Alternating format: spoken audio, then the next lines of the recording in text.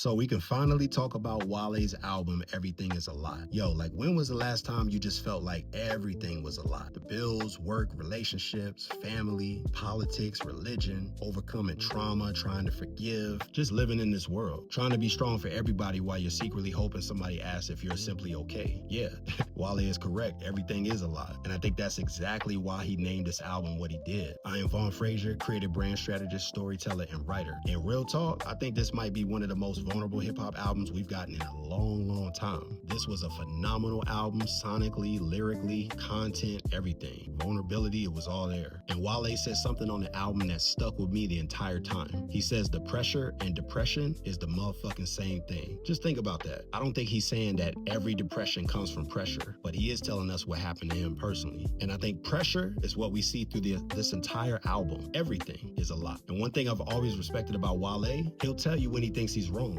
when he's scared, vulnerable, hurt, all that stuff. And on Power and Problems, he says, slow down, the fast life is crazy. Those lights in that town is dangerous. He's not bragging about fame. He's warning us about it. Yeah, he's talking to us who are listening, but I think he's also talking to himself. And he also says, my love language is solitude. Now, people can hear that and be like, that's real, facts. I don't need anybody. I'm protecting my peace. But I don't think that's what he's trying to say. I think solitude is his survival, and there's a difference. See, when enough folks disappoint you, being alone starts to feel safer than being loved. Not because you don't want love, but because you don't trust what comes with it. And that's a whole different conversation. And then he gives us even more real shit. He says, heavy is the head, I'm told. And everybody knows that saying, right? Heavy is the head that wears the crown. But he doesn't stop there. He keeps unpacking. And he talks about the women and the trust and therapy and friends, success, how he's paranoid. And then you start to realize this isn't just one problem. Everything's a lot. It's a ton of different weight sitting on this man's shoulder. And that's why the album is called what it's called. It wasn't one thing that broke him, but it's everything weighing on him all at once. And on the intro where he says, her clothes off, I'm closed off, which one is worse? Physically, he's there, but emotionally,